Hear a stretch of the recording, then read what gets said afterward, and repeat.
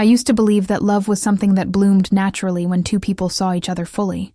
That when someone chose you, it meant they admired your essence, not the role you could play for them. I was 25 when I met Richard, and like so many women raised to be agreeable and accommodating, I mistook his attention for admiration. He was sharp, older, impressive in a room. People leaned in when he spoke, and I leaned with them, hoping he'd keep choosing me. And for a while, he did. At least, that's what I thought. In our first few months, he said all the things I'd been conditioned to crave.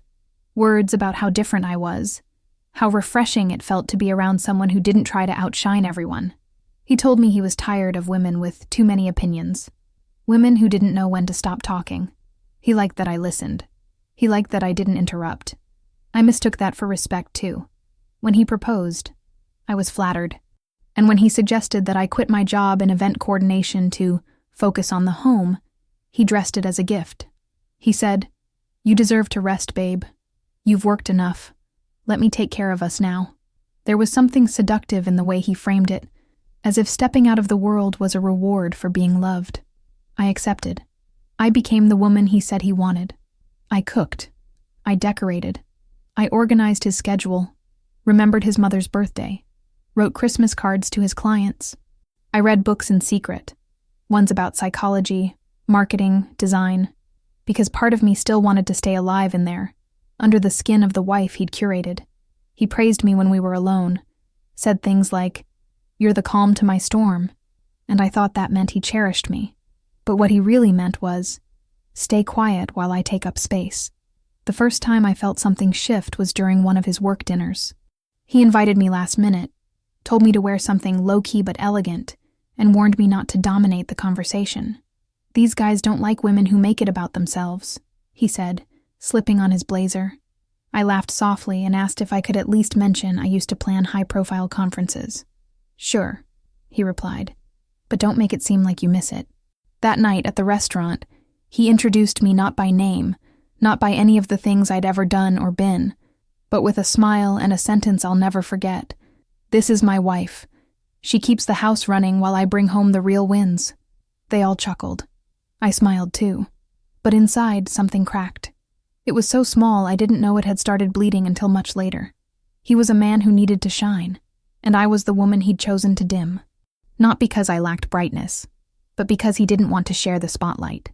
He needed someone to clap for him, not stand beside him. And I had made it easy. I'd given him the perfect canvas.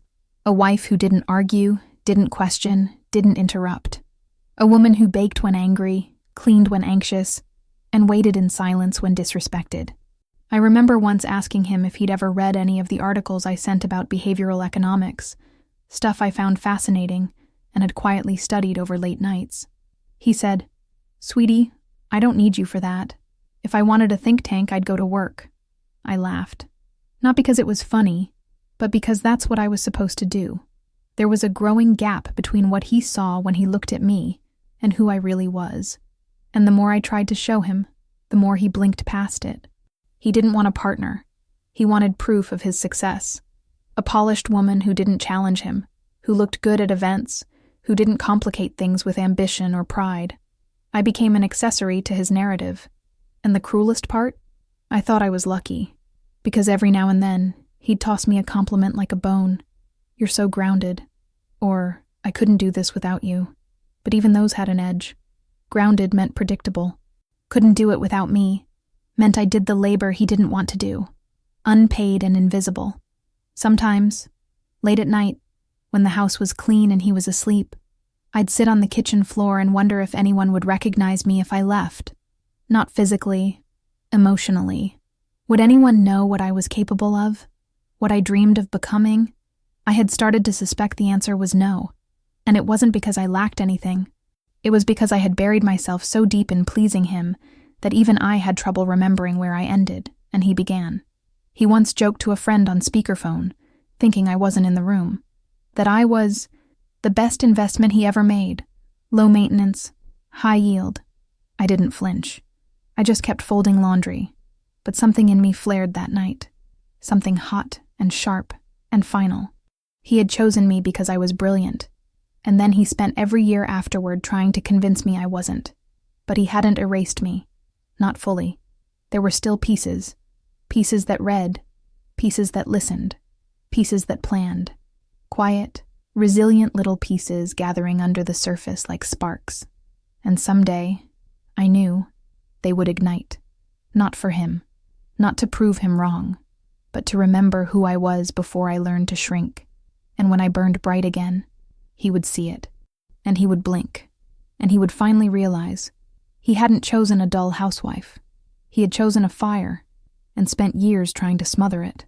It didn't happen all at once. That's the hardest part to explain to people who've never lived it.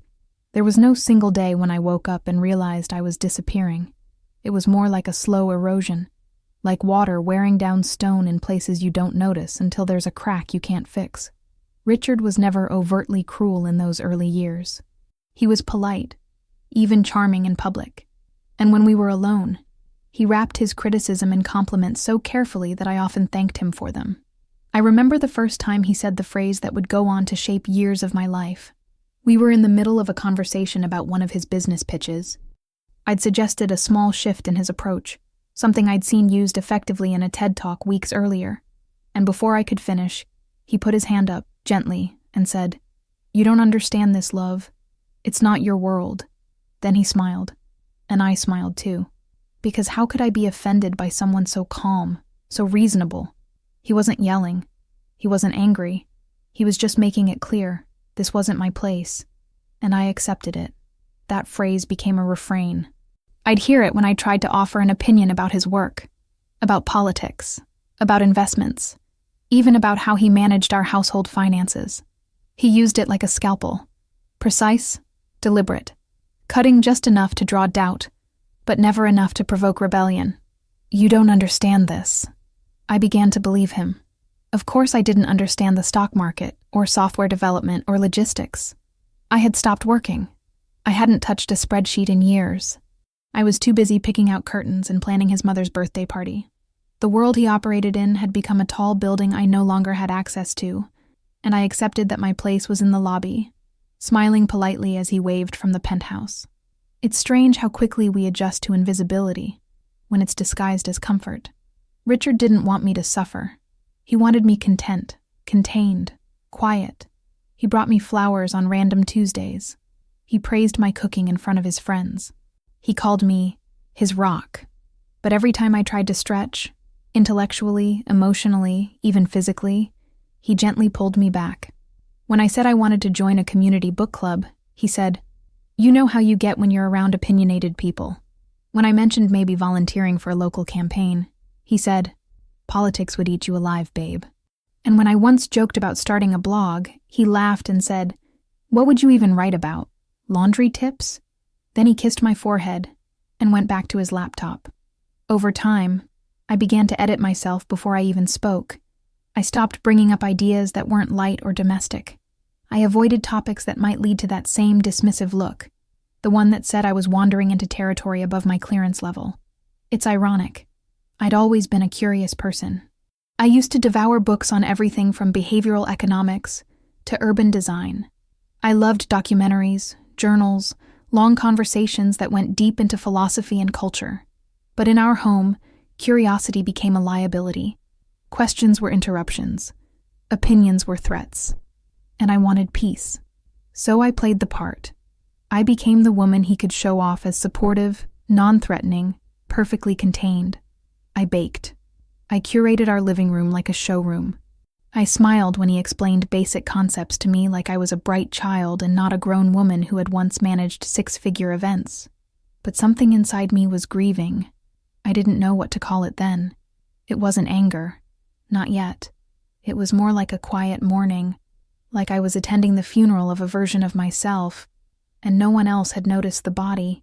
I started waking up earlier than I needed to, just to sit alone with a cup of coffee and remember what it felt like to have thoughts that weren't filtered through his approval.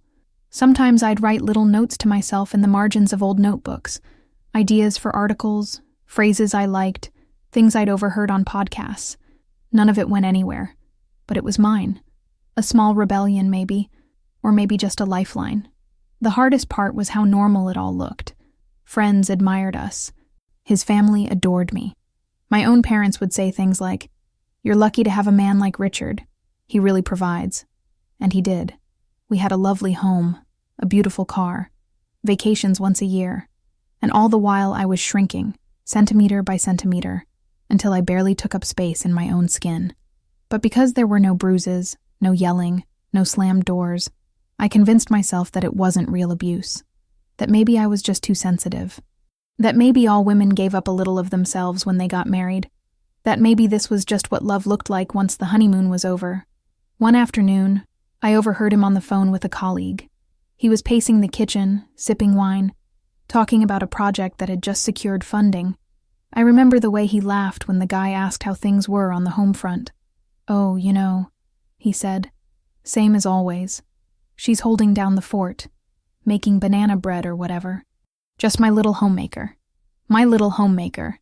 I was sitting 10 feet away, but I might as well have been a ghost. He saw me, but only through the lens of convenience. And I let him. That night, I lay awake thinking about how much of myself I had handed over, in the name of harmony. And for what? A man who reduced me to banana bread and silence? I began to notice the pattern then. How every time I expressed an interest in something beyond the domestic, he responded with condescension disguised as concern. "You don't need to worry about that. That's not really your thing. I love you just the way you are. Why change?" And I told myself that maybe he was right. Maybe ambition was a phase I had outgrown. Maybe contentment was supposed to feel like this. Small, quiet, unseen. But deep down, I knew it wasn't. I knew there was a part of me that had not died, only gone dormant. A part that still hungered for growth, for recognition, for purpose. I didn't want to be applauded for staying in my lane. I wanted to rebuild the road. I just didn't know how yet. Not with him watching. Not with that smile that always came when he said, "You don't understand this," and expected me to thank him for the lesson. But I was listening, and I was storing every dismissal, every laugh, every soft insult said with love. I was collecting them like seeds, and one day I would plant them. And when they bloomed, they wouldn't be quiet. They wouldn't be small. They would be the loudest thing he never expected, because he thought he had erased me with politeness and praise. But all he had done was teach me how to read between the lines. And I was starting to write new ones. Lines where my voice was not just aloud. It was the headline. It was a Saturday evening, late spring, and the sun was hanging low behind our backyard hedges, casting long orange streaks across the kitchen tiles. I had spent the entire day preparing, as I always did whenever Richard hosted his colleagues. These weren't just casual hangouts. These were strategic performances, evenings curated to maintain his image as the effortlessly accomplished man with the elegant, agreeable wife. I had ironed the napkins, arranged the place settings symmetrically, even picked gardenias from the side yard, and floated them in a crystal bowl for the center of the table. He didn't notice any of it. Not really. He never commented on the effort, only on the result. "Looks nice," he said while passing through the kitchen, already half distracted by his phone. "Keep it simple. You know how the guys get when things feel too formal." So I changed the glasses, took down the fancy ones, and brought out the casual tumblers, took the candles off the table, made the food look rustic instead of styled. I adapted like I always did, because part of me still wanted his approval, even though I'd begun to resent the price of it. His friends arrived just after 7. 3 men with pressed shirts and sharp shoes who filled the house with the kind of laughter that echoes against walls, loud and self-assured. I greeted them with a smile, offered drinks, and melted into the background. That's what I'd trained myself to do. Be pleasant, be efficient, and most of all, be invisible when the real conversation started. They gathered around the kitchen island, drinking scotch, recounting stories I'd heard versions of a dozen times before. Deals closed, clients wooed, competitors crushed. I busied myself with the finishing touches on dinner. Not that anyone noticed. I could feel their eyes land on me occasionally, just long enough to register my presence, like a well-placed lamp or a decorative painting. Richard called me over at one point, waving me in like an obedient pet. "Guys, this is my wife, Queen of the Kitchen. She makes a risotto that could revive the dead." They chuckled. One of them asked how long we'd been married. Another asked, "So, do you work too?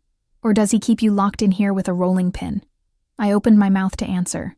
I had been mentally preparing a line about how I used to work in high-level event planning, how I had coordinated logistics for conferences that hosted international speakers.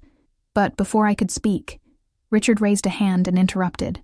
"Nah, she's our resident Amelia," he said, grinning, and they all roared. My cheeks burned, but I smiled. I laughed a little too, because that was safer than silence. That name, Amelia, meant nothing to them, but everything to me. It was the name Brazilian culture gave to the archetypal submissive housewife, the one who cooked, cleaned, sacrificed, and asked for nothing in return. He had called me that before, jokingly, behind closed doors, but never in public, never in front of people who mattered to him, and certainly not in a tone that made me feel like a cartoon character, drawn with apron strings and a mop in her hand. The moment passed, and they moved on. The conversation shifted back to business.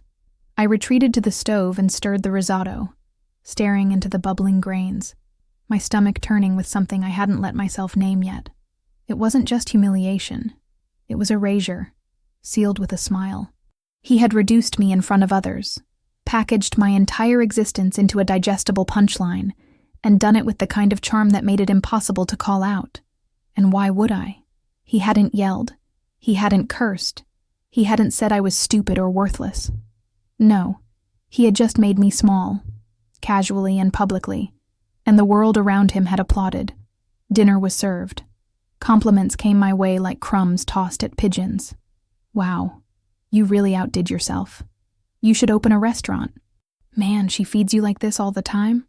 I smiled. I nodded. I refilled glasses and cleared plates and disappeared into the rhythm of service. I was good at that. Being helpful, being agreeable, being everything he wanted when he chose me.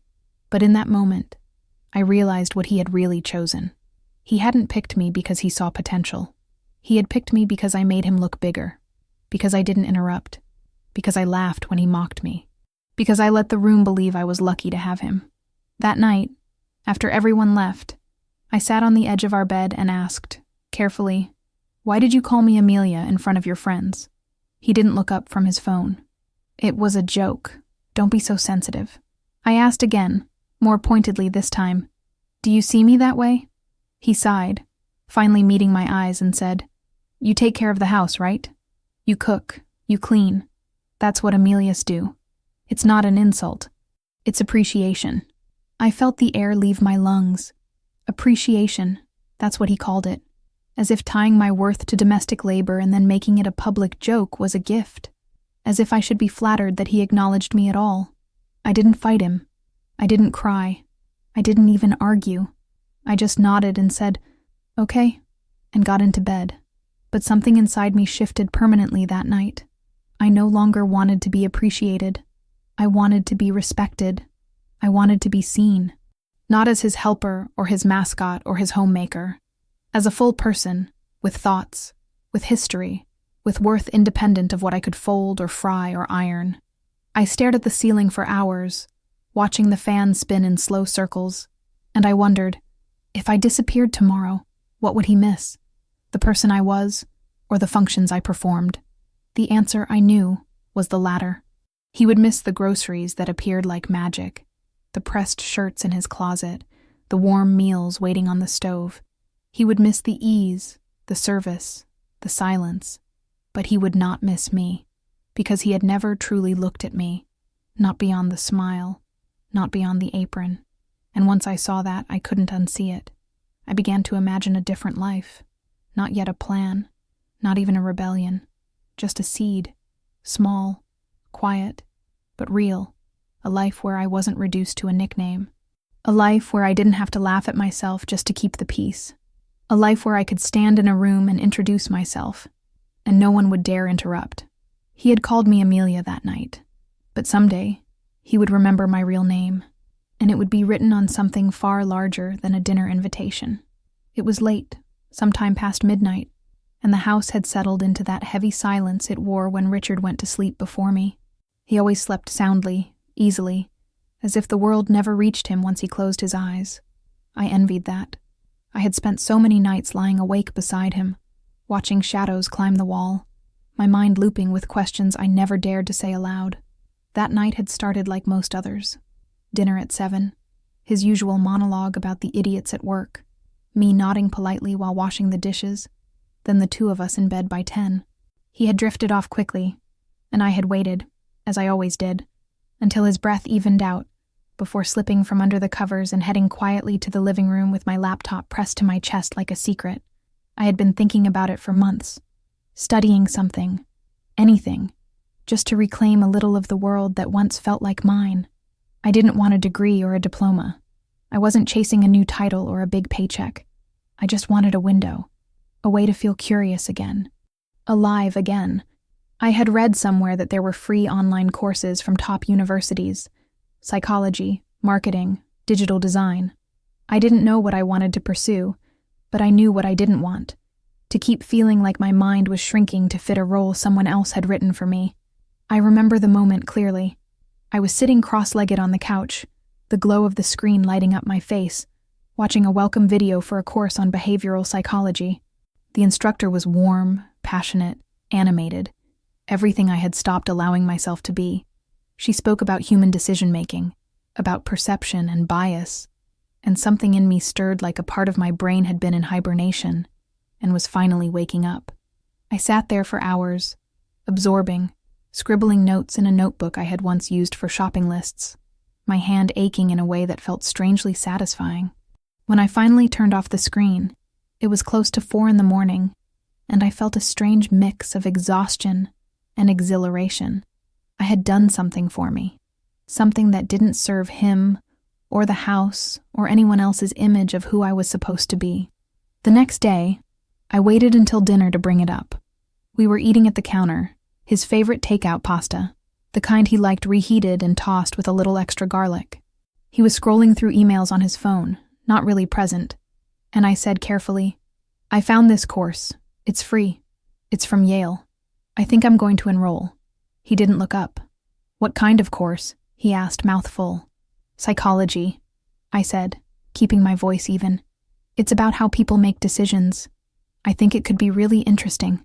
He paused, blinked once, and then laughed, loudly, without apology, like I had just told the best joke of the night. "Psychology?" he said, chuckling. "What? Are you planning to start diagnosing me over dinner?" I didn't laugh. I just watched him, waiting for the punchline to fade, but he kept going. "Come on," he said. "You really think you need to study behavioral science? Babe, that stuff's a mess. Half of it's junk. Besides, what are you going to do with it? Write essays while you're folding laundry." He meant it as a joke, I think. Or maybe he didn't. Maybe that was the truth bleeding out from behind the smile. He had already decided what I was capable of, and anything outside that box was laughable. I said nothing. I just kept eating, slowly, methodically, like each bite was a placeholder for the words I couldn't afford to say. That moment wasn't just about the laugh. It was about the message behind it. He wasn't threatened by the idea of me studying. He didn't even take it seriously enough to feel threatened. To him, it was absurd. The notion that I could have ambitions, interests, an intellectual life that had nothing to do with him was so alien that it became comedy, and that was when it hit me. He didn't know me. Not really. He knew the version of me he had helped design. The helper, the soft voice, the pretty plate, the nodding smile. But the parts of me that sparked, that questioned, that wanted more, they were strangers to him. And maybe that was intentional. Later that night, as I folded laundry in the den, I played the scene over and over in my head. I imagined what it would feel like to say, with confidence, "I'm doing it anyway." I imagined signing up for the course, printing the certificate, hanging it above my desk like a quiet rebellion. But I didn't say anything. Not yet. I just moved through the motions of the evening, my hands occupied but my mind elsewhere. And when I sat down at my computer after he went to bed, I signed up. Full name. Real email. No aliases. No hiding. The next few weeks became a blur of late nights, whisper-typed notes, and muted video lectures listened to through one earbud, while Richard slept in the other room. I learned about heuristics, biases, reinforcement loops. I saw him in the case studies, heard his voice in the examples, recognized his manipulation dressed up as concern. It was like decoding the language I had been immersed in for years without ever understanding. And once I began to recognize the patterns, it became impossible to ignore them. He wasn't just critical. He was a textbook case of narcissistic reinforcement, gaslighting, minimizing, belittling cloaked in affection. One night, I found myself crying while highlighting a passage on emotional invalidation. It wasn't just academic. It was personal. I was studying my own life, my own erasure, and realizing that it hadn't been accidental. It had been constructed, and I had cooperated. Still, I kept going. I finished that course, then another, then 2 more. I built a folder on my desktop labeled Reclamation. It held PDFs, transcripts, lecture notes, and every small badge of progress I earned. I didn't tell anyone, especially not him. These were mine. My quiet climb out of the oubliette he'd lowered me into, smiling all the while. He noticed something eventually. I was less reactive, less eager to please, more composed in my refusals. "Do you want to come to the dinner with the Duncans on Friday?" he asked one evening. "No," I said. "I have something else." He blinked. "What?" "Just something for me." He narrowed his eyes, but I didn't elaborate. I no longer felt the need to justify my time. I was building something, brick by invisible brick. He could laugh. Let him. I was done waiting for him to believe in me. Because now, finally, I was starting to believe in myself again. And that was more dangerous to his control than any argument I could have made. I didn't need to convince him. I just needed to keep going. Quietly, steadily. And one day, he'd see what I had built. He'd stand in a room where I was no longer his accessory. And he would realize, too late, that the woman he laughed at had outgrown the walls he put around her. It began not as a rebellion, but as a whisper. Not as an escape plan, or a challenge, or even a dream. Just a whisper, a silent and persistent one, that returned night after night, low and urgent, tugging at the frayed edges of my self-perception. I didn't yet know I was rebuilding myself. I didn't yet call it freedom. At first, I just needed a room inside my mind where his voice didn't reach, and so I began to build it. Quietly, deliberately, secretly. A library with no walls, no roof, no name on the door. Just a single flickering bulb of curiosity that I protected like it was heat in a cold house. He never saw it. He never suspected a thing. Our daily life moved forward with its usual rhythm. Richard had grown used to my silence, mistaking it for harmony, and I had perfected the art of moving through the house like a ghost of my former self, always in service, never in spotlight. But behind the blank expressions and careful nods, I was laying bricks.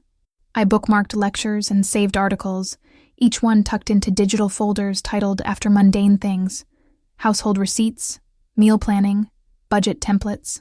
The names were camouflage, but inside lived research on cognitive psychology, persuasive communication, marketing systems, consumer behavior. Entire modules of knowledge hidden in plain sight, growing beneath his radar like roots beneath a cracked floor. At first, I told myself it was just to keep my mind from rusting. But the more I learned, the more I realized how much I had lost. Not intelligence, that was never gone, but confidence, agency, my own voice. I had gone so long without hearing myself speak thoughts aloud that I'd started to forget what my voice sounded like when it wasn't filtered for approval. The courses weren't just informative, they were restorative. Each concept was a key, unlocking a part of me I had buried beneath years of small humiliations and disguised insults. I learned about emotional manipulation, about decision fatigue, about how people like Richard leveraged uncertainty and affection as alternating currents to maintain control. I watched case study after case study and recognized the patterns with a hollow sort of awe. This wasn't just about me, it was structural, systemic, engineered. And I had been living inside the blueprint without even seeing the walls. So I read. I listened. I watched. While cooking, I had audiobooks playing quietly through a wireless earbud hidden beneath my hair. While folding laundry, I practiced concepts aloud in whispers. While he was in the shower, I scribbled notes into an old planner I had once used to organize his meetings. It was slow, clandestine work. There were moments I wanted to share, moments of clarity so bright they felt like sunrises. But I didn't. Not with him. Not with anyone. This was mine. And the secrecy made it sacred. I wasn't hiding because I was ashamed. I was hiding because I was building something too fragile to expose. Not yet. One night, while he was away at a work retreat, I spent 8 uninterrupted hours writing. I turned our guest room into a war room, covering the desk in index cards, printouts, diagrams. I outlined a mock presentation titled, "The Psychology of Decision Framing in Corporate Environments." It was hypothetical, just a mental exercise, but it felt real. I imagined standing in front of an audience, pointing to charts, answering questions, commanding attention. I imagined being introduced not as Richard's wife, but by my own name, attached to my own work. When I finally slept that night, I dreamed of applause. Not because I needed admiration, but because I needed to know I still existed outside someone else's shadow. I started keeping a journal too, not a diary, a log, a record of what I was learning and how it mapped to my life. I wrote about the way he praised me when I stayed small, the way he punished independence with withdrawal, the way he made fun of other women who had careers, always calling them too much. I began to see him not as a uniquely cruel man, but as a predictable outcome of unchecked entitlement. That shift was important. It helped me stop taking his insults personally. It wasn't about me. It had never been about me. It was about power. And that realization was the beginning of a detachment that would become my oxygen. Eventually, the imaginary library grew too large to contain in the crevices of our routine. I started waking up earlier, sometimes before dawn, to have an hour of uninterrupted study before he stirred. I bought a second-hand tablet and hid it between old blankets in the storage closet, using it when he worked late. I created alternate email accounts to access more resources. I downloaded podcasts with titles like Women Who Reclaimed Themselves and Rebuilding After Narcissistic Abuse, always deleting the history afterward. I didn't just want knowledge. I wanted language. I wanted frameworks. I wanted to learn how to name what I had lived, so I could someday speak of it without trembling. There were close calls.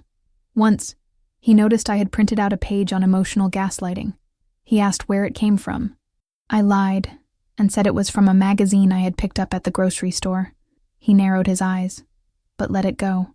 Another time, he walked in as I was minimizing a video.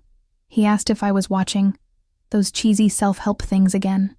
I laughed and told him it was a documentary about food psychology. He rolled his eyes and went to take a shower.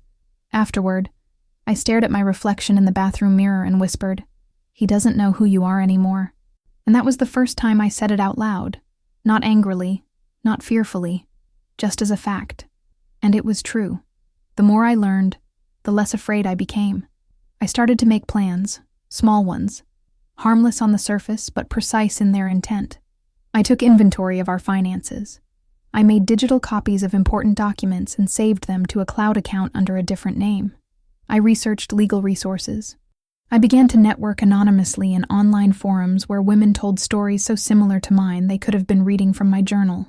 We called each other Sisters in Shadow. And every night, I returned to my imaginary library, adding more books to its invisible shelves. It had grown tall and bright in my mind. Rows of gold-edged volumes, titles that felt like spells, The Anatomy of Control, Quiet Power, Boundaries as Architecture. Richard continued to laugh, to dismiss, to monologue over my silences. But I had stopped listening. Or rather, I had started listening in a different way, not as someone seeking approval, but as an analyst, an observer, a woman preparing a case file. His words no longer wounded me. They educated me. Every joke was a data point. Every belittlement was a paragraph in the narrative I was crafting. Not just about him, but about myself. The self I was restoring. The self I would soon become. I didn't know when it would happen. I didn't have a date circled or a moment marked on the calendar. But I knew it was coming. The night I would leave, or confront, or rise. I didn't need revenge. Not then. I only needed distance and strength, and a name to put on the spine of every book I had written in silence. My own. Just my own. And when that moment came, I would walk out of the house he thought he owned and into a world that had been waiting for me all along. A world I had already entered through the back door of my own mind, through a library no one could burn, through a door no man would ever close again. The evening began like so many others had, the illusion of celebration masking something quietly corrosive beneath the surface. It was Richard's 44th birthday, and I had prepared everything as I always did, down to the embossed place cards, the imported olives he liked served chilled on a cut glass dish, the custom cake with layers of ganache he'd once offhandedly mentioned enjoying in college. I didn't need reminders or lists. After years of service disguised as affection, his preferences had taken root inside me like a second language. I could anticipate his wants before he voiced them. That to him was proof of love. To me, it had slowly become evidence of disappearance. Still, I moved through the rituals of hostess and wife with the same polished precision that had always earned me a nod of approval from across the room, a brief squeeze on the shoulder, maybe even a whisper of, "That's my girl." It was a reward system I had learned to navigate with quiet mastery. The guests arrived in waves. Work colleagues, clients, a few school friends I didn't recognize until I heard their names spoken aloud. Most were men in tailored jackets and casual slacks, their laughs too loud, their praise for the wine too performative. Their wives, if present, were softer spoken, mostly younger, lacquered in makeup and approval. I floated through the evening like a shadow wrapped in silk, smiling when spoken to, serving without intruding. I knew how to disappear without vanishing, how to hover in the periphery like pleasant background music. My performance was seamless, until I heard him say it. It was later in the night, after the second bottle of scotch had been opened, after the conversation had drifted from the fiscal quarter's absurdities to crass jokes about age and relevance. I had stepped away to refill a bowl of roasted almonds when I passed by the half-open sliding door that led to Richard's study. He was inside with two men I vaguely recognized, business partners or clients, I never kept track anymore, and his voice, low and confident, carried through the air like a blade dressed in velvet. "Yeah?" he was saying. "She's not the most exciting woman in the world, I'll be honest, but she keeps things together. You know, classic, old school, the kind of wife who doesn't need much, low maintenance, predictable." They laughed. One of them said something I couldn't make out, and then Richard added, "She's like, I don't know, like background furniture, elegant, but mostly just there." I stood frozen, the bowl in my hands, the almonds rattling slightly against the ceramic. My fingers tightened. My heart didn't race. It didn't break. It just stopped for a moment, like a clock needing to be rewound. I felt the sentence fold itself into my spine like a commandment. Not the first humiliation, not even the worst, but the most honest. And what made it unbearable was not that he said it. It was that he meant it. Without anger, without heat. It wasn't said in a fight or in jest. It was simply the truth as he saw it. I was his furniture, well kept, tasteful, silent. I placed the bowl on the sideboard and walked slowly to the guest bathroom, locked the door, and sat on the closed lid of the toilet. The walls were painted a soft beige. The towels were monogrammed. The light hummed overhead like the faint buzz of an insect you couldn't swat away. I sat there for a long time, breathing, letting the words echo and settle like dust on a forgotten shelf. I didn't cry. That came later. That night, I simply understood something I had been resisting for years. The man I had built a life around did not see me, not as a person, not even as a partner. I was a function, a fixture, a quiet set piece in the theater of his success. It didn't matter how well I performed, how many details I remembered, how many sacrifices I made. To him, I was invisible by design. My usefulness was my silence. My devotion was my insignificance. Eventually, I returned to the party. No one noticed I had gone. The room was full of noise, Richard at the center, laughing, basking. He caught my eye once, waved me over, and introduced me to someone with the same phrase he always used. "My better half, but don't tell her I said that." The man chuckled. I smiled. My lips moved. I said the right things. I had long ago trained myself to hold the line, to maintain the illusion. But as I stood there, Holding a glass of champagne I had no intention of drinking, I thought about libraries, about quiet rooms filled with ideas, about words that matter, and I realized I was done being background noise in a house built on my silence. After the guests had left and the kitchen was clean, I sat alone at the dining table. The cake knife still rested beside the serving dish, its silver handle smeared with crumbs and chocolate. I stared at it, not with anger, but with clarity. I picked up my phone, opened a blank note, and typed out the sentence exactly as he had said it. She's not the most exciting woman in the world. Like background furniture. I read it 5 times, then 10.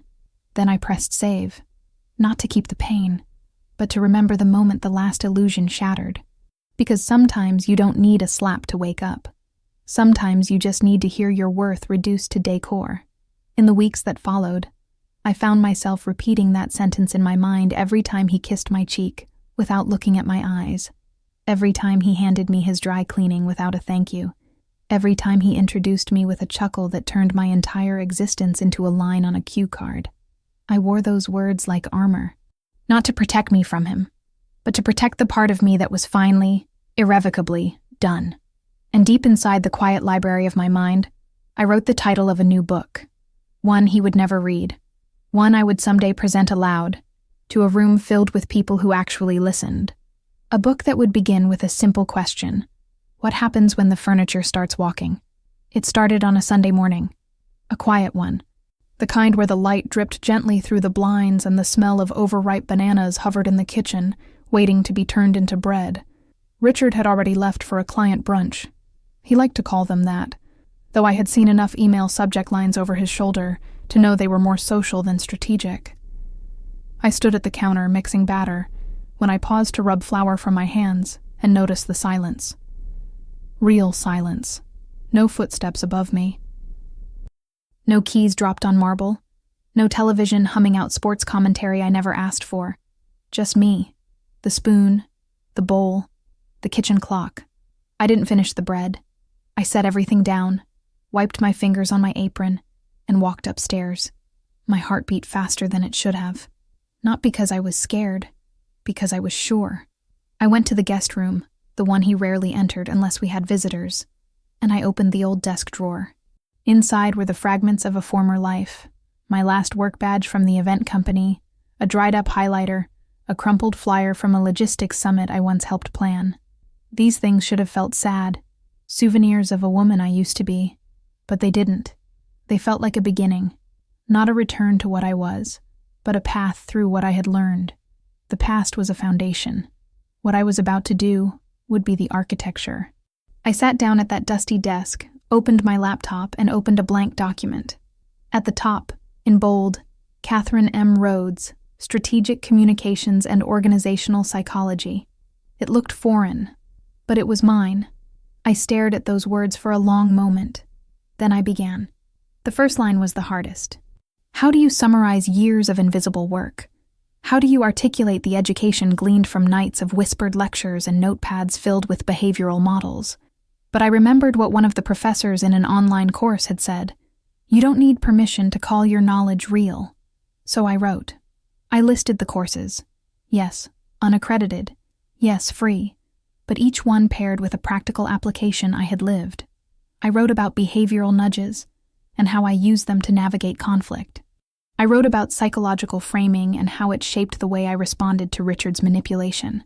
I wrote about learning to analyze corporate culture through observation alone and how managing a home under emotional pressure was, in truth, its own form of high-stakes logistics. I wasn't lying. I wasn't embellishing. I was reclaiming. I began to shape the resume not around what I had done, but what I understood. And understanding was power. For every year I had spent not working, I wrote a skill. For every problem I had solved silently, I wrote a result. Event coordination, adaptable under pressure, household management, expert in resource allocation and crisis response, emotional survival, specialization in negotiation under psychological duress. The paper filled, the gaps closed. The ghost of a woman who had once taken dictation and fetched wine now stood like a column between the lines. Solid, self-made, and sharpened by fire. I saved the file and named it something unassuming, just Kathy Resume 1, but I knew it was the first of many. Over the next several weeks, I returned to that document like it was a garden. I edited it, trimmed it, added new experiences and mock projects. I built a website, simple but sleek, with soft tones and sharp fonts. I created a LinkedIn profile under a variation of my name, Kate Rhodes, and filled it with curated blurbs that sounded effortless, but had been crafted with hours of obsessive revision. I uploaded a professional photo taken in the kitchen using the self-timer, a soft blazer over a neutral blouse, my hair pinned back. I didn't smile in the picture. I didn't need to. At first, I didn't share the profile. I let it sit, watched the algorithm breathe around it. And then, slowly, I began to follow voices I respected, female executives, survivors of coercive control who now coached others, authors who spoke truth in straight lines. I commented. I contributed, not as Richard's wife, as myself, and people responded. Slowly, carefully, they engaged. I wasn't famous, I wasn't loud, but I was there, and I was undeniable. Richard didn't notice. Not yet. He was still caught in the rotation of his own orbit. Meetings, calls, dinners, rehearsed grievances about coworkers. I remained dutiful, on the surface. I cooked. I cleaned. I kissed him when he came home, lightly, like routine. But every night, after he closed his door to the world, I opened mine. I updated spreadsheets with speaking topics.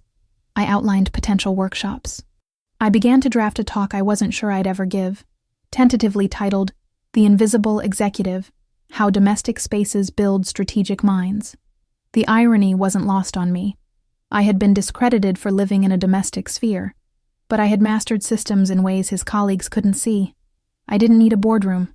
I had built an empire from behind a pantry door. There were setbacks. Days I doubted. Days I opened that resume and wondered if I was just writing fairy tales. But each time I remembered his birthday. I remembered the words, like background furniture, and I felt my spine harden. I was not a chair. I was not a lamp. I was a living, thinking force wrapped in skin and silence. And I had chosen with intention to re-enter the world, not as someone begging for validation, but as someone who understood the game better than most. I began to apply, not for jobs, not exactly, for visibility. I submitted an article to an online journal under my pseudonym. It was published, a modest piece about psychological safety in hierarchical relationships, but it gained traction, shared 10 times, then 20, then more. I began to receive invitations to comment on threads. A consultant reached out asking if I would consider contributing to a panel on invisible labor and emotional resilience. I said yes. My first yes. My first step into the light. I never told Richard. Not yet. He still saw me in the kitchen, mixing batter, folding napkins, laying out ties. He still believed I was comfortable in the roles he had written, and that was fine. Let him think so. Because soon, I would stand in front of an audience, real or virtual, and speak in a voice he hadn't heard in years. Not the soft one, not the rehearsed one, the one that had always existed beneath his laugh. And when he heard it again, he would not recognize it. He would not recognize me. Because I was no longer building a resume. I was building a reckoning. And it had a name. And it had a history. And it was mine. There is a particular cruelty in the kind of love that masquerades as rescue, in the way someone can wrap their own need for power in the guise of generosity, making every act of control seem like a favor bestowed. I recognized it most acutely on a gray afternoon when the air outside was close and heavy with impending rain, the kind of day that pressed everything flat and made the walls feel closer. Richard was home early, which was always unsettling. He thrived on the routine of late meetings and longer commutes, the constant hum of other people's admiration acting as his fuel. When he arrived in the middle of the day, briefcase in one hand, phone in the other, something always felt out of joint, as if the universe itself had bent to accommodate his moods. He was in a good mood that day, which was almost worse. He called out for me as soon as he came in, and I found him in the kitchen, scrolling through emails and humming an off-key version of a song he'd once told me he hated. He looked up, smiled, and gestured for me to sit. It felt like a performance. His casualness, the soft timbre in his voice, the way he reached out and brushed a strand of hair from my face, as if we were starring in a commercial for perfect marriages. But beneath the easy gestures was the same old imbalance. Him, center stage, me, audience. We spoke about nothing for a while. Small things, the grocery list, a neighbor's new car, the state of the basil plant on the windowsill. He didn't really listen. He never did. But he nodded at the right moments and punctuated the conversation with vague murmurs of approval or disapproval, as required. I was used to it. I played my part, attentive but not intrusive, pleasant but never memorable. And then, as the conversation meandered back to him and his latest work drama, he leaned back, crossed his arms, and looked at me with that particular expression that always made me wary, a kind of benevolent indulgence, the look of someone about to dispense wisdom. "You know," he began, "sometimes I think about how different your life would have been if we hadn't met." He let the sentence dangle, watching me for a reaction. I kept my face neutral, just curious enough to invite him to continue. "I mean, really, where would you have ended up? Still working those little jobs? Still scraping by?" He smiled, and for a moment I saw the young man he used to be, the one who charmed me not with money or bravado, but with a promise that he saw something special in me.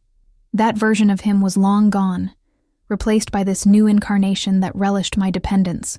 He continued, "You should thank me, you know, for saving you. I took you out of all that, gave you stability, a home, a real life. Most women would kill for that." He said it without malice, as if simply stating a fact. But the words dropped between us with the weight of a stone. There was a time I might have agreed, or at least pretended to. There was a time I would have smiled, taken his hand, thanked him for his generosity, and recited the list of ways he had improved my life. But that time had passed. Now, all I felt was a cold clarity, a kind of lucid detachment that let me see the dynamic for what it was. Not love, not partnership, but a slow, methodical siphoning of my agency.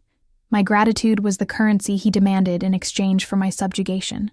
I looked at him for a long moment, letting the silence expand until it became uncomfortable. He shifted in his chair, sensing, maybe for the first time, that the old responses were no longer guaranteed. I finally said, "Is that really what you think? That you saved me?" He laughed, but it was forced. "Of course. I mean, you can't honestly say you'd be better off alone. Look at everything you have."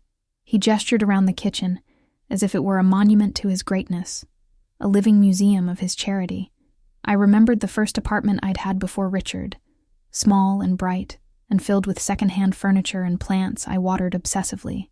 I remembered the freedom of choosing my own groceries, of eating toast for dinner if I felt like it, of staying up late reading with no one to answer to but myself.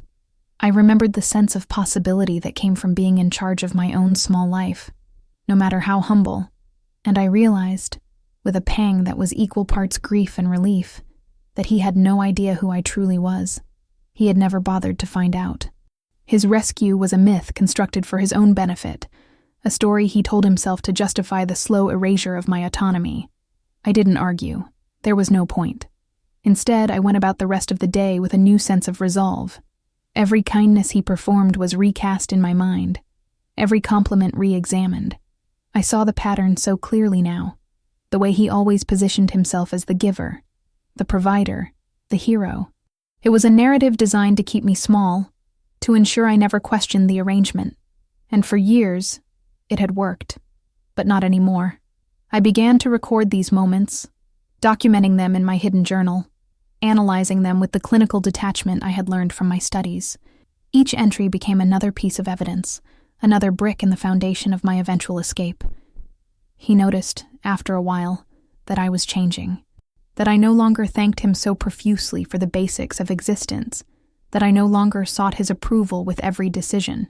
He responded by increasing the pressure, more reminders of my debt, more subtle digs at my past, more grandstanding about all he had done for me. But I saw through it all now. I no longer believed the fairy tale. I was no one's rescued princess. I was the architect of my own resurrection, building a future in secret, assembling the tools I would need for the day I finally stepped out of his shadow. There was one last thing I began to do. Quietly, methodically, I started to save. Small amounts at first. A few dollars from the grocery budget, a refund from a returned sweater, loose change from coat pockets. I opened an account in my maiden name, set up online banking with passwords he would never guess. I transferred money in tiny increments, so small they were invisible in the broader scheme of our finances. It wasn't much, but it was mine. It was proof that I could still provide for myself, that I could build something from nothing if I had to. Each deposit felt like a step toward the woman I had once been, and the woman I was becoming. And all the while, I carried his words with me, not as a wound, but as a warning. You should thank me for saving you. It was the phrase I repeated when I needed to remember what I was fighting for. Not just freedom from Richard, but freedom from the story he had written for me. I would never thank him. Not for the cage, not for the key, not for the years lost in the name of rescue. My gratitude belonged elsewhere now. To myself, to my resilience, to the small, stubborn hope that had survived all his saving.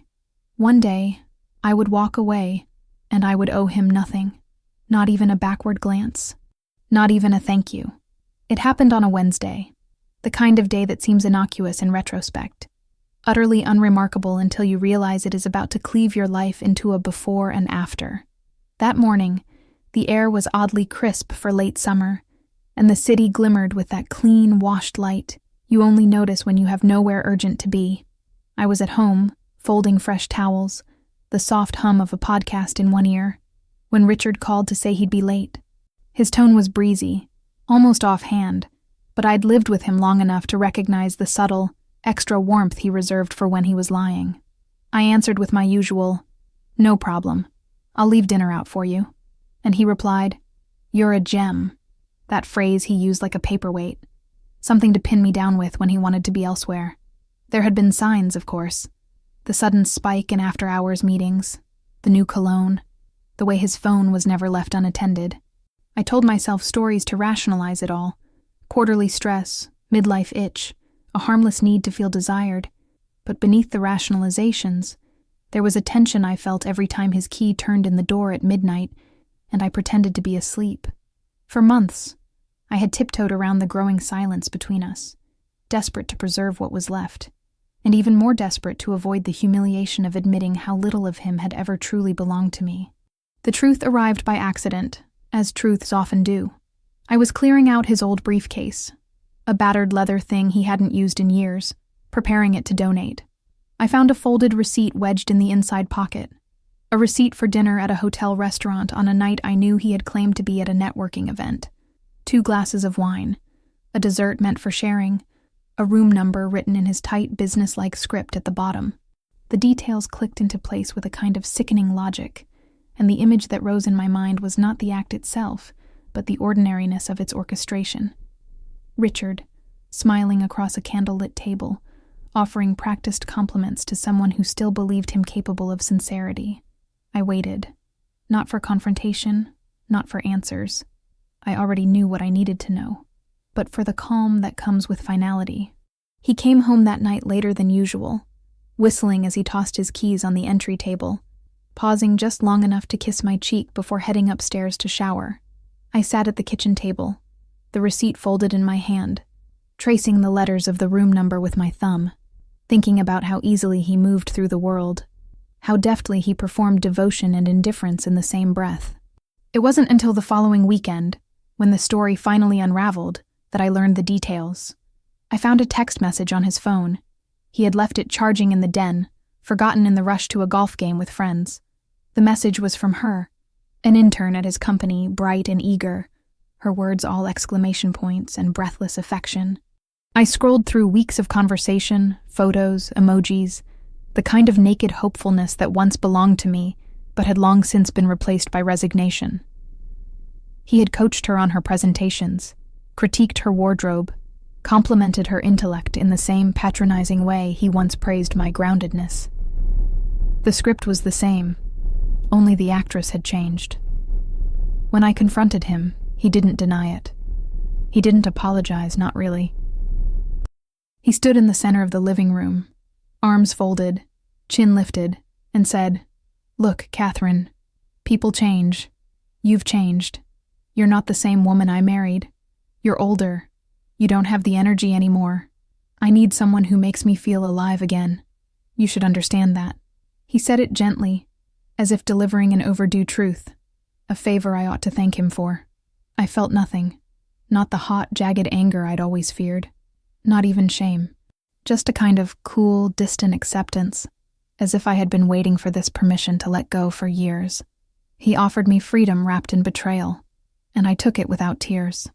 The next days were a blur of practicalities. I moved through the house like a caretaker for someone else's life, gathering what was mine. My library, my journals, the resumes I'd written, the hidden savings that now felt like a lifeline. Richard was oddly gentle, almost paternal, offering advice about finding a new apartment, suggesting lawyers who could keep things civil. He even offered to help pay for movers. But every kindness was sharpened by condescension. Every offer of support underscored by the message that I should be grateful to him, even now, for making my exit easier. The morning I left, I packed the last of my belongings into the trunk of a rental car, the sky gray and unremarkable, the house silent except for the slow drip of the kitchen faucet I had asked him to fix for months. Richard stood in the doorway, arms crossed, surveying the boxes as if inspecting a shipment. "You'll be fine, Kathy," he said, the nickname suddenly grating. "You're resilient, but just remember, this was your choice. You didn't fight for us." I almost laughed. There was nothing left to fight for. I nodded, gave him a tight, polite smile, and drove away without looking back. The first night in my new place, a tiny sublet with peeling wallpaper and a view of an alley, I slept better than I had in years. The air was thin and cold, the mattress hard, but I felt something blooming inside me, something wild and uncontained. It was loneliness, yes, but it was also relief. No one to perform for, no one to thank. No one to diminish the work of living to a joke about my age or energy. I cooked myself dinner, burned the toast, and ate it anyway, sitting on the floor, watching the city lights blink against the darkness. In the weeks that followed, Richard sent a few texts, updates about the divorce proceedings, a question about some paperwork, once a photo of a dog we'd seen on vacation years ago, as if to remind me of the good times. I responded with brevity, no emotion, no invitation to remember or reconcile. He grew terse, then silent. I heard, through mutual friends, that he was seen around town with his new girlfriend, that she laughed at all his jokes, that she dressed up for his dinner parties, that she looked at him with the same hope I once wore like perfume. But I didn't envy her. I pitied her, because I knew the cycle, the inevitable diminishment that would follow. I wondered if she would recognize the signs faster than I had, if she would keep a secret library, if she would someday leave without tears. I hoped so. I wanted to believe the years I had lost were not wasted, that survival could be an inheritance passed quietly between women who learned the hard way that rescue and ruin sometimes arrive in the same embrace. For me, the aftermath was not defined by anger or even sorrow, but by an unfolding clarity. I saw my life not as a series of losses, but as the slow, stubborn construction of a self that could not be broken, only buried, and finally unearthed. My age was no deficit. My energy was no liability. I was not too old, not too tired, not too spent. I was exactly the right age to begin again, exactly the right kind of woman to build a life out of what was left behind. And as I looked in the mirror each morning, lines deeper than before, eyes steadier, I felt something like gratitude, not for Richard, but for the woman I was becoming in spite of him. No longer the intern, no longer the wife, no longer the Amelia of someone else's story, just myself, reclaimed. Enough. After I left Richard, life contracted and expanded in strange, unpredictable ways. There were moments when my new apartment felt enormous, every echo a reminder that the silence belonged to me now, that the space was mine to fill or leave empty as I pleased. Other times, the silence pressed against me with an almost physical weight. I would lie awake listening to the refrigerator's soft drone, the distant rumble of traffic, the odd creak of old pipes. and realize how much of myself had been built around anticipating another's presence. For years, every footstep, every closing door, every intake of breath in the house had signaled some cue to adjust. Smile, soften, disappear, reappear, serve, agree. Now, the only person to adjust to was myself. The freedom was intoxicating, but the loneliness arrived like a delayed punch, heavier for having been postponed so long. My first mornings alone were spent in rituals of rediscovery. I would wake early, the sun leaking through cheap curtains, and wander barefoot to the kitchen, making coffee just the way I liked it, too strong, slightly burnt. I would carry the mug to the window, watching the city stir to life below, letting the bitterness coat my tongue as I tried to remember what it felt like to make a choice without calculating another's reaction. I read books I had never finished. I scribbled thoughts in the margins, sometimes entire paragraphs, sometimes just words. Independent, enough, possibility. I played music loudly, then turned it off, savoring the power to shape the mood of a room with the flick of a finger. There were afternoons when the grief washed over me in quiet, colorless waves. Not grief for the marriage itself. I had lost that long before I walked out, but for the version of myself I had let wither. I missed having a witness to my life, someone to hear the throwaway jokes, to remark on the weather, to share the most inconsequential details of a day. But when I dug deeper, I realized I didn't miss Richard. I missed being seen, being known. Or perhaps more honestly, I missed the hope that I might one day be seen, truly, by someone who cared to look past the surface. I missed the possibility that love could be something safe and mutual, not a ledger of favors and debts. That ache was sharpest on slow Sundays and late at night, when the city quieted, and I was left alone with the old habit of rehearsing conversations in my mind, as if he were still in the next room. I tried dating once or twice, meeting men for coffee in crowded bakeries, telling sanitized versions of my story to strangers whose smiles never quite reached their eyes.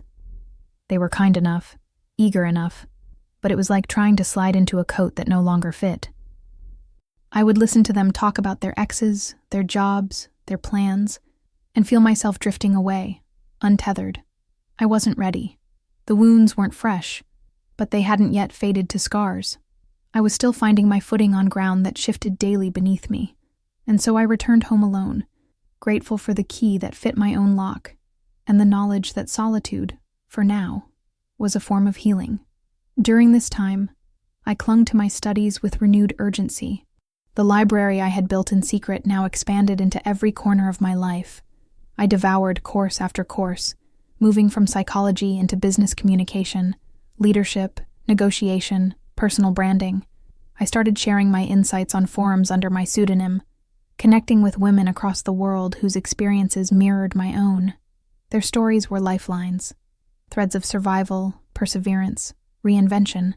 We celebrated each other's milestones, commiserated over setbacks, reminded each other that the past did not get to define the shape of our futures. It was during one of these late-night exchanges that I first saw the invitation. It arrived in my inbox quietly, almost timidly, as if aware of its own significance. The subject line was simple: request to speak at leadership conference. I blinked, certain it was some sort of scam, another spammy attempt to harvest clicks or sell me a self-help book. But as I read the body of the email, my heart thudded with a mixture of disbelief and awe. The message was genuine. A mid-size consultancy, one of the companies I had followed online, had come across my article on invisible labor and emotional resilience. They were hosting an annual conference, a gathering of executives, HR leaders, and professionals interested in the psychology of workplace dynamics. Would I be interested in giving a short talk on the intersection of domestic and corporate leadership skills? Would I share my story, my research, my perspective? For a long time, I just stared at the screen, reading and rereading the invitation, the words blurring together as anxiety and excitement crashed through me in alternating waves. I had imagined this moment in abstract, the idea of speaking publicly, owning my story, teaching others what I had learned, but I had never truly believed it would happen. My first instinct was to decline. What if I wasn't ready? What if I choked? What if I stood in front of that crowd and saw nothing but Richard's dismissive smile, heard nothing but his voice in my head saying, "You don't understand this, love. It's not your world." But something deeper answered. A part of me that remembered the girl who once coordinated conferences for hundreds, who could improvise under pressure, who had built complex systems out of chaos. That girl wasn't gone. She had simply been waiting for a door to open. And here it was, unlocked, waiting for me to step through. I wrote back, my fingers trembling, accepting the invitation. I attached a short biography, a professional headshot I had taken myself, and a list of potential topics. I clicked send and sat back, my breath coming in short, incredulous bursts. I had said yes. I had chosen myself, not as someone's +1 or silent support, but as an authority in my own right. The weeks that followed were a crash course in both nerves and new growth. I rehearsed endlessly, shaping my talk late into the night, recording myself, listening for clarity, for confidence. I bought a new blazer, crisp, slate blue, the kind of garment that made me feel armored rather than adorned. I printed out my slides, color-coded my notes, timed my delivery until I could recite it in my sleep. And yet, every now and then, a tremor of doubt slipped through. Was I good enough? Would anyone care what I had to say? Would I embarrass myself and prove, once and for all, that I was just a housewife playing dress-up in a world that belonged to people like Richard? But those fears, while persistent, were not enough to stop me. If loneliness was the price of rebuilding, then perhaps this trembling, this invitation to step into the light, was the reward. Not a promise of instant community or easy applause, but the beginning of a new narrative, one where my voice mattered, where my choices were not only my own, but had the power to touch others. The night before the conference, as I stood in front of the bathroom mirror practicing my introduction, I saw not the lines of exhaustion or the remnants of grief, but the unmistakable flicker of purpose. It was the first time in years I recognized myself, not as furniture, not as Amelia, not as the faded afterimage of a life lived for someone else, just myself, trembling, ready, more alive than I had been in decades. And as I drifted to sleep that night, my heart beating the slow, steady rhythm of anticipation, I understood that the real invitation wasn't just to speak, it was to inhabit my own story, wholly, finally, on my own terms. The email arrived on a Monday morning, slipping into my inbox like a message from another dimension. I almost missed it, lost among the usual stream of notifications, promotional offers, digital receipts, calendar reminders. I was on my second cup of coffee, still in pajamas, sunlight spilling across my desk where my new life had begun to take shape, when the subject line caught my eye. It was formal, but direct. Invitation to speak. Leadership Evolution Conference. My breath hitched. I opened the message, expecting perhaps a standard template, but the language was thoughtful, personal, referencing my recent article and the resonance it had created in conversations around invisible labor and resilience. The writer, a conference chair named Jonathan Reed, introduced himself, praised my insights, and explained that his company was curating a panel on transformative leadership, how skills forged in unlikely places shape tomorrow's innovators. He asked if I would be willing to share my story, both the personal and the professional, as their guest speaker. For a full minute, I sat there frozen, reading and rereading the invitation. The company's logo at the top of the email was unmistakable. Trellis Strategic Group, a consultancy whose branding I knew too well.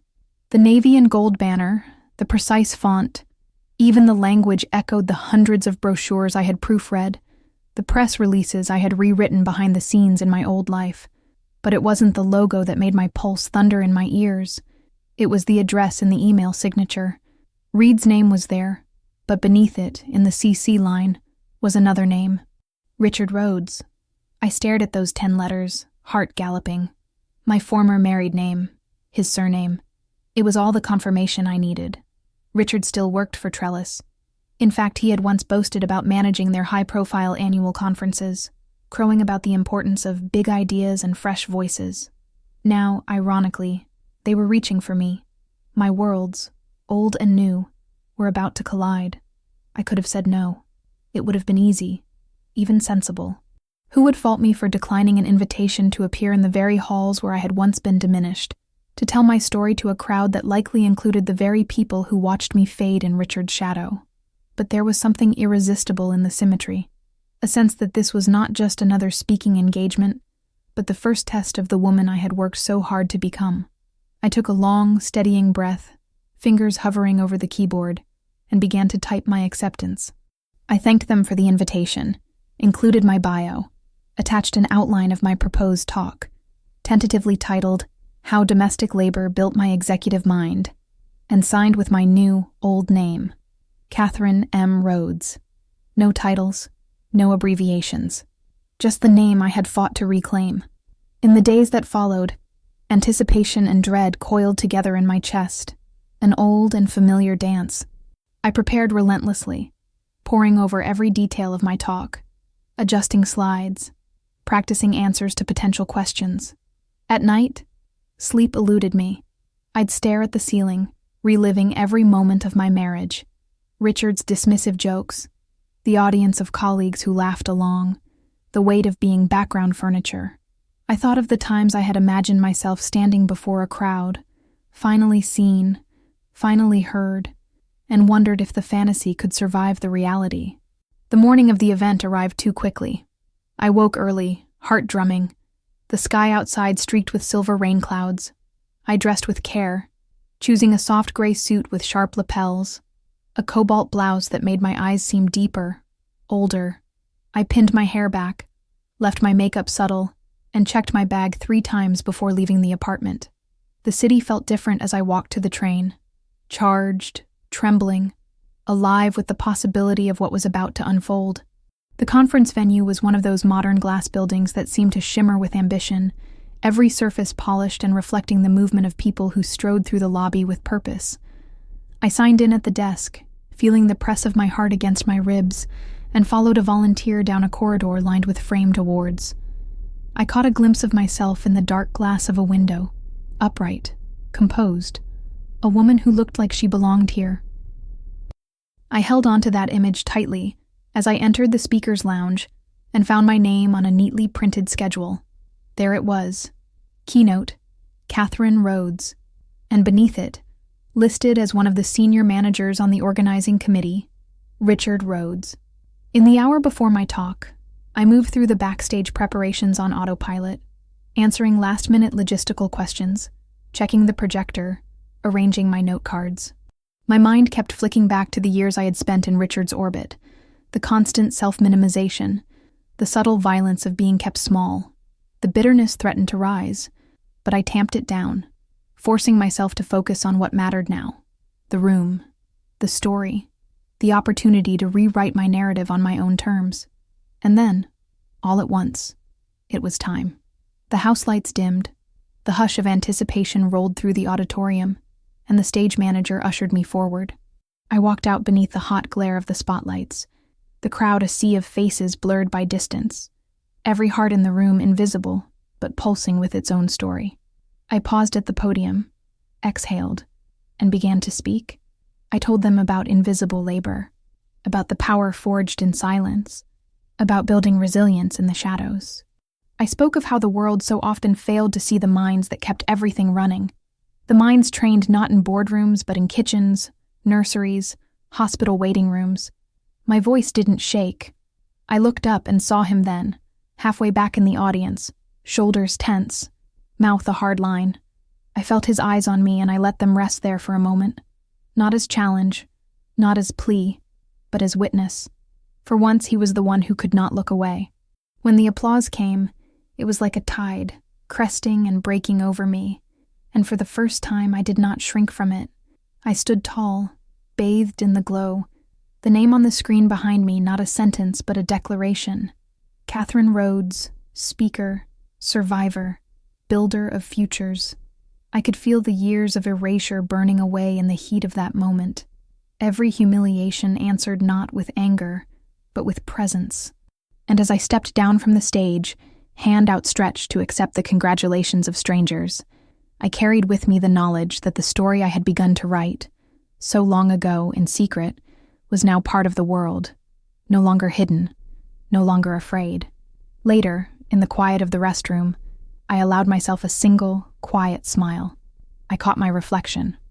Older, yes, but clear-eyed, unbroken. My old name, reclaimed and spoken aloud in rooms that once rendered me invisible. The world had changed. Or maybe, finally, I had. That night before the conference was one of those long, uncertain passages of time that seemed to suspend themselves between dread and possibility, the clock on my phone ticking, but the hours not really passing, just looping around the same handful of anxieties and what-ifs. I had finished my final rehearsal by 8, my voice hoarse, my note cards soft around the edges from so much nervous shuffling. The outline was solid, my talking points clear, the stories crisp, but not raw. Still, I couldn't bring myself to close the laptop. The blue glow of the screen illuminated the kitchen's chipped countertop, the shadow of my old life flickering in the glass of the window as rain began to tap insistently against the sill. I brewed chamomile tea, poured it, then let it go cold. I paced the room, whispering lines to myself, testing how my story sounded in the still air. It wasn't just about memory or nerves. It was about ownership. Every sentence was a reclamation, every paragraph a small declaration of independence. I sat down and opened the slide deck, scrolling slowly through the images. Most were simple, diagrams of invisible labor, quotes from studies, stock images of hands at work, rooms half-lit and full of detail. My gaze lingered on the last slide. It was meant to be a summary, a thank you, a parting message to inspire. But the space felt unfinished, blank in a way that seemed to echo my own lingering fear. What if I left the stage and it changed nothing? What if Richard heard every word and simply went on believing what he always had? That my story was a footnote, my growth just a lucky accident, my voice another forgettable sound in a world full of women who didn't know their place. I stared at the empty space and, on impulse, opened the folder of photos I kept buried deep in my cloud drive, hidden from even myself most days. They were reminders of the past, a picture of our old house, a close-up of my hands kneading bread, a blurry shot of Richard and me at a holiday party, his arm heavy on my shoulder, my smile smaller than I remembered. One photo stopped me. It was of Richard years ago, seated at a banquet, head tipped back in laughter, his tie loose, his cheeks flushed with drink and approval. The photo was badly focused, the background indistinct, his features just clear enough to be familiar to those who knew him, but not enough to be sharp. I hesitated. What would it mean to end my talk with this? Was it petty, vindictive, childish? Or was it something else? A final act of truth, a way to make the invisible visible, to show the audience what a narcissist looked like when the world wasn't watching. I thought of the women I had met in forums, the ones who thanked me for giving voice to the shadow parts of their lives, the ones who had been told again and again that their pain was not real because it did not bruise, did not bleed. I thought of the silent rooms, the rooms where laughter hurt more than shouting, where erasure masqueraded as love. I opened the image in a photo editor and blurred the edges, softening the details until only the outline of his presence remained. I added a single line of text above the image, how to leave a narcissist and win. I stared at the result, the slide's dark background, the faint figure at its center. My hands shook as I clicked save, not from fear, but from the electricity of defiance, the thrill of telling the truth at last, not for revenge, but for recognition. The past was not shameful. It was not private any longer. It was the foundation of everything I had built. I wasn't exposing him. I was illuminating myself, all the pieces that had survived his shadow. Afterward, I could not sleep. I watched the rain run down the window and replayed the talk in my mind, imagining the auditorium, the hush of the crowd, the faces bright and expectant in the darkness. I saw myself on stage, steady, calm, unyielding. I imagined Richard walking in, late as always, taking his seat in the back, the realization blooming slowly across his face as he recognized my voice. Then the topic. Then, finally, himself in the closing image, out of focus but unmistakable. I felt a pang of anxiety, a trembling sadness for what might have been, but it was quickly replaced by something larger, a sense of release. I was not here to punish him. I was here to end the story, not with a confrontation, Not with an apology, not with a plea for understanding, but with a statement that could not be undone. I was real. My story was real. My victory was real. I wrote myself a note before dawn, a small reminder tucked into my notebook. You owe him nothing. Not silence. Not forgiveness. Not rage. This is for you.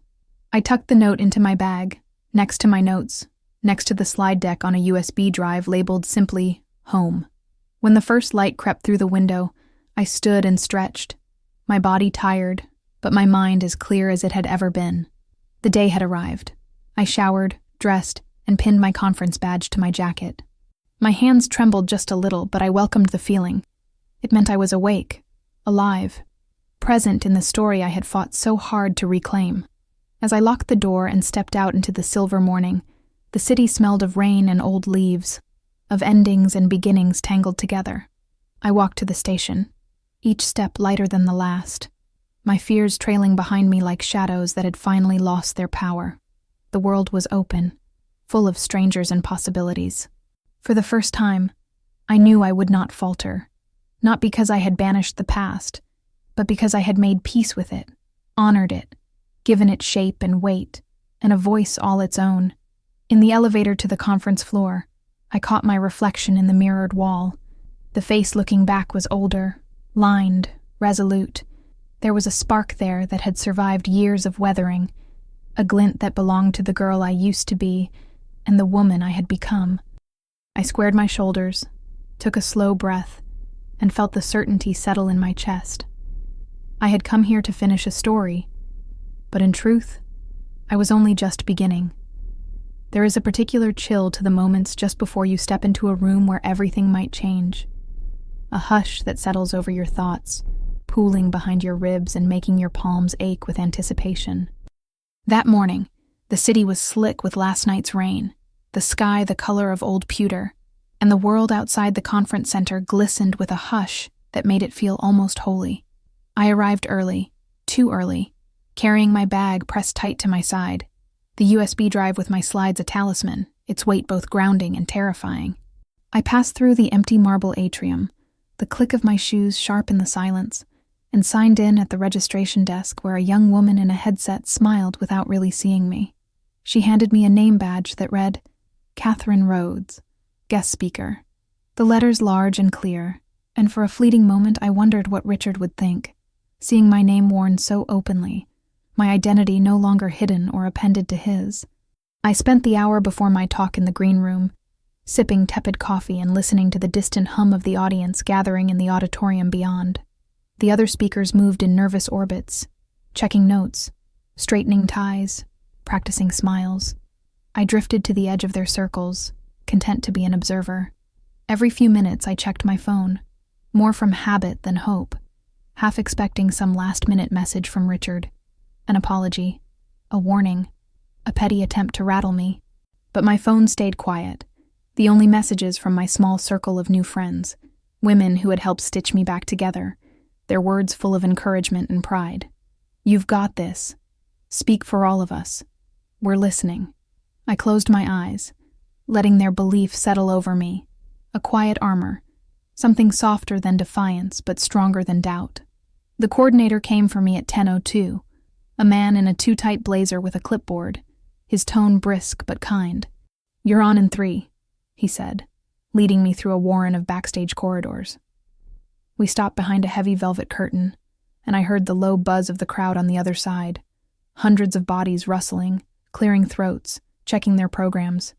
I tried to slow my breathing, feeling the nervous flutter of my heart, but beneath the anxiety was something deeper, almost electric, a sense of rightness, of arrival, as if every humiliation, every night spent studying in secret had brought me to this precise threshold. The MC's voice echoed faintly over the loudspeakers, introducing me with words that felt at once distant and impossibly intimate. Please welcome to the stage Catherine Rhodes, an advocate for resilience and transformation, whose story reminds us that leadership is born in the unlikeliest places. The curtain swept aside, and I walked out into a sea of faces, the lights burning so hot and bright, I could barely make out individual features. My hands didn't tremble. My voice, when I spoke, sounded calm, deliberate, anchored in a place so deep, I wondered if Richard would recognize it at all. I told them about invisible labor and the quiet architecture of survival, about the skills we build in rooms where no one is watching, the negotiations and triage and logistics of living a life on someone else's terms.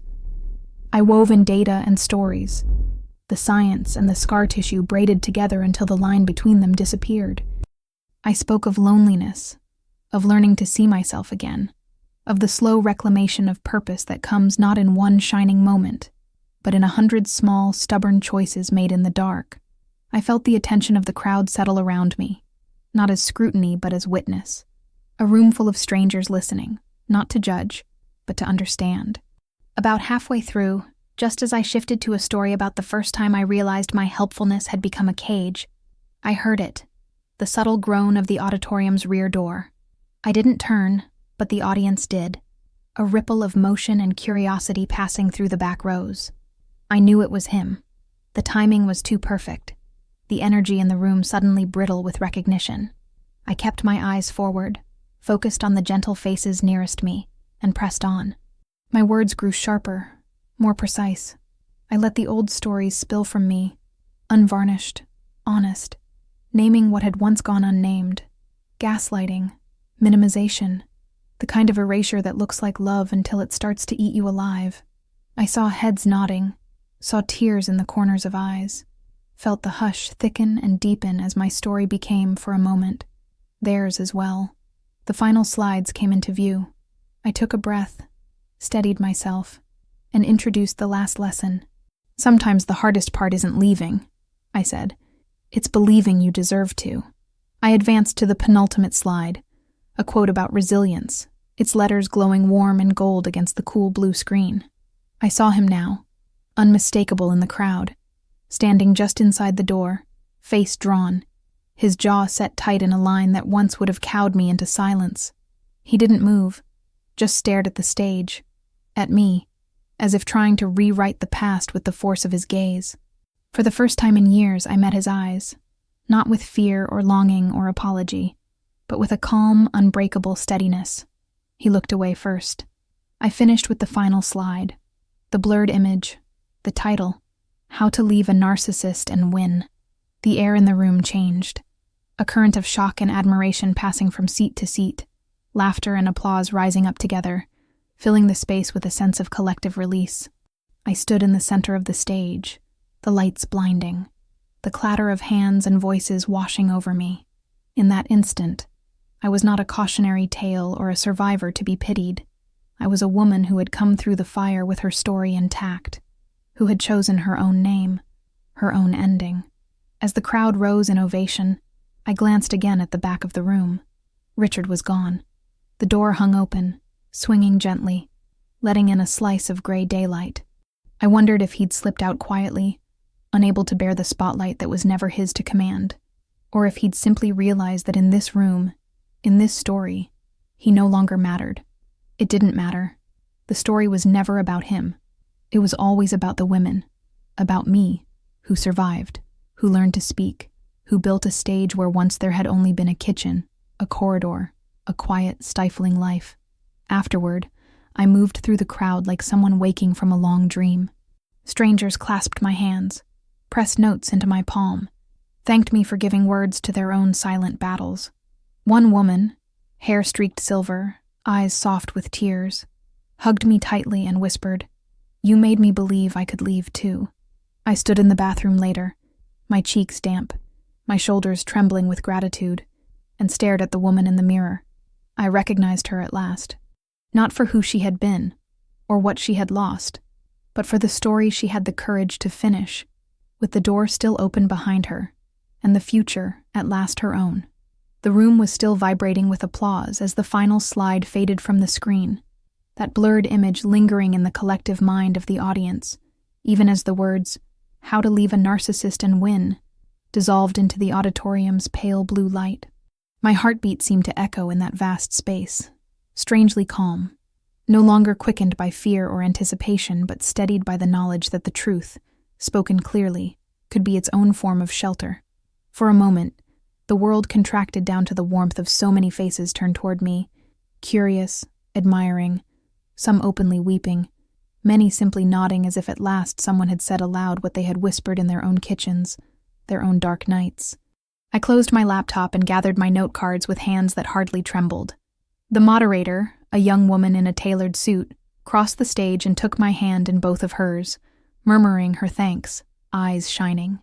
"You have no idea how much this was needed," she whispered. Behind us, the crowd was still on its feet, some reluctant to sit, some already angling for the edge of the stage, eager to greet me, to thank me, to share their own stories in hurried, half-choked voices. I moved among them as if floating, my name now spoken with warmth, with respect, no longer as an appendage to another's identity, no longer as the quiet spouse in the background. The moment was luminous, almost dreamlike, but every detail was vivid. The clink of water glasses on the back tables, the hum of fluorescent lights, the little gasp someone let slip as the doors at the rear of the hall swung open. I turned and saw Richard then, caught for a heartbeat, in the rectangle of light just inside the threshold. He stood framed by the open door, shoulders hunched, his suit jacket bunched awkwardly under one arm. There was a tightness to his face I recognized all too well. The clench of the jaw, the high color in his cheeks, the way his gaze slid away from mine even as he searched the crowd for some point of escape or anchoring. The people around him barely registered his presence. In this room, he was just another attendee, not the architect of my erasure, not the center of anyone's gravity, but his own. He tried, I could see, to maintain composure. I watched him scan the faces, half expecting him to summon the old bravado, to lift his chin and stride forward as if none of this touched him, as if he still owned every room he entered. But he hesitated. The silence had shifted, weighted now not by the old fear of his opinions, but by the collective recognition of something bigger. Every woman in the room who had ever been told she was too sensitive, too loud, too needy, too much. In that new silence, his confidence shrank to something brittle and small. As the applause died down, the moderator announced a short break before the next session. The audience began to disperse, conversations springing up in clusters, laughter and tears mixed in the air. I stepped down from the stage, breathless and strangely light, and found myself surrounded by hands shaking mine, patting my back, pressing notes into my palms. I listened as women and men told me their own stories, some stumbling over the words, some unable to speak at all but holding my gaze with gratitude and relief. It was a chorus of voices, a release, a catharsis I had never known possible. Richard hovered on the fringe of it all, no longer bold enough to cut through the throng. I felt his stare, heavy and desperate, as I moved from one embrace to the next. He lingered near the door, hands stuffed in his pockets, waiting for a chance to speak to me, perhaps to reclaim his place in my narrative, or to issue a final edict from the ruins of his authority. But each time he started forward, someone intercepted him. A colleague seeking my autograph on their program, a conference organizer wanting to discuss another event, a journalist with a voice recorder ready. He watched it all, lips pressed tight, the mask of superiority slipping to reveal something close to panic. I heard rather than saw the moment the last slide landed on him. A colleague must have pointed it out, whispering, "Wasn't that?" Or, "Did you see?" I could imagine his response, the old smirk flickering, the urge to dismiss or mock or explain away what everyone had just witnessed. But he could not control the narrative this time. The image was burned into the collective memory, the story told not by him, but by the woman he had tried so hard to make invisible. In that room, his power was gone, siphoned off by every woman who nodded, every man who frowned in recognition, every survivor who saw their own experience reflected on the screen. He stood in the wake of my words, and the silence roared. Not an absence of sound, but a fullness, a refusal to return to the old scripts, the old erasures, the old definitions of what a woman could endure and still rise. At last, Richard slipped from the hall, his retreat unnoticed except by me. I watched his figure dwindle in the glass reflection of the lobby, shoulders hunched, head down, as if the building itself rejected his presence. I felt no urge to chase after him, no longing for confrontation or closure. The story was not his anymore. It never truly was. I wandered to the lobby, found a quiet spot, and let myself breathe, shoulders sinking under the gentle weight of so many hands and voices. I scrolled through the messages on my phone, texts from friends, emails from women in the audience, invitations for interviews, panels, essays. My story was spreading, branching out into other lives, other kitchens, other long, silent nights. It was no longer a wound to be hidden, but a torch to be passed on. For the first time, I believed that it might outlast me, that the truth could go on shining long after the man who had tried to erase it had been forgotten by everyone but himself. The day wore on and the conference resumed, but something had shifted in the building. A current of quiet pride, a sense of possibility that hummed beneath the surface of every polite conversation. Strangers stopped me in hallways, in elevators, outside on the steps in the waning autumn sun. Some wanted advice, some simply wanted to thank me, some needed to say nothing at all, their eyes telling me everything. It was as if, for a little while, the loneliness I had carried so long had been replaced by a vast, invisible net of kinship, a tapestry of stories woven from pain and survival, and a stubborn insistence on joy. That evening, as the city faded into twilight, I left the conference center alone. I walked through the shifting crowds and felt the world open before me, wider and softer than I had ever known. The memory of Richard's face, shocked, pale, almost pleading, drifted through my mind but didn't linger. He was just a character now, one page in a story that was no longer his to narrate. The real ending belonged to me, and to every woman who had ever wondered if her voice would echo in a silent room, or if she would ever be more than background, or if the story she built in secret could finally, fully, be hers. I moved through the city, not triumphant, not vengeful, but free. At last, and entirely free. The final act was not grand, not cinematic, not loud. It unfolded in the quiet spaces that often go unrecorded, in the hush that falls after a storm, in the corridors and parking lots where people resume their small private routines, once the heat and clamor of a public reckoning has cooled. After the conference, after the ovation, and the handshakes and the trembling confessions shared in women's restrooms and carpeted hallways, I found myself standing alone for the first time all day. The air was chill and clean, the city's evening hum drifting through the glass doors as I stepped out into the blue dusk, the echo of applause still buzzing somewhere beneath my skin. I could taste my exhaustion, a bittersweet tang at the back of my throat, but there was also a new kind of energy, something fierce and quiet, the pulse of having finished what I started, having told the story from beginning to end with no need to apologize or soften the edges for anyone else's comfort. I walked slowly, my bag slung over one shoulder, the keys to my borrowed car tangled in my fingers, and felt the old familiar rhythm of solitude settle into my bones. The parking lot was mostly empty, just a scatter of cars gleaming under the sodium lamps, the conference banners flapping in a light wind, the city's tall buildings turning gold and violet in the dying sun. I felt taller somehow, less burdened by the invisible weight I had carried for so long, lighter than I remembered being in years. Each step away from the building was a step out of his shadow, out of the architecture of that old life, into a new topography where every choice belonged to me alone. He was waiting there, near the edge of the lot where the light faded into dusk, and the concrete met a low hedge of wind-blown shrubs. Richard, my former husband, the man whose approval had once meant everything, and whose disregard had nearly destroyed me, stood with his hands buried in the pockets of his coat, staring at the pavement as if hoping it might open up and swallow his regrets. For a moment I wondered if he would try to reclaim the script, force a final scene where he could regain some measure of control. I almost pitied him, standing there, diminished, untethered, his charm useless without an audience, and his story broken in front of witnesses he could not win back. He did not speak when I approached. He didn't gesture or move to block my path. He only lifted his eyes, those once sharp blue eyes now rimmed with fatigue and something softer, an ache, a plea, a shame too large to disguise. For a heartbeat we stood in the low yellow light, two people unmoored by the end of a shared history, the silence between us far louder than any of the shouts or laughter or dismissive remarks that had filled the years we spent together. There was so much he could have said, so many things he could have demanded or denied or begged to rewrite. But he only looked at me, And in that look, I saw the truth at last. He understood, maybe for the first time, that I was no longer afraid, that I had left the script for good, that his story could go on as it pleased, but mine would never again bend to fit its borders.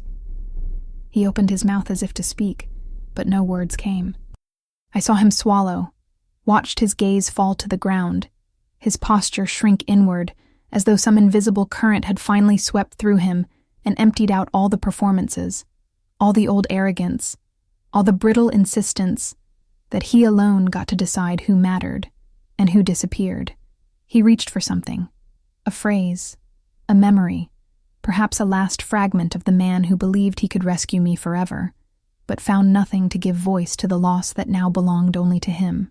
There was no apology, no request for forgiveness, no plea for recognition, only silence. A silence so vast and absolute that it seemed to stretch backward through all the rooms we had ever shared, erasing every echo of his laughter, every careless dismissal, every moment he had tried to shrink me for his own comfort. I did not stop.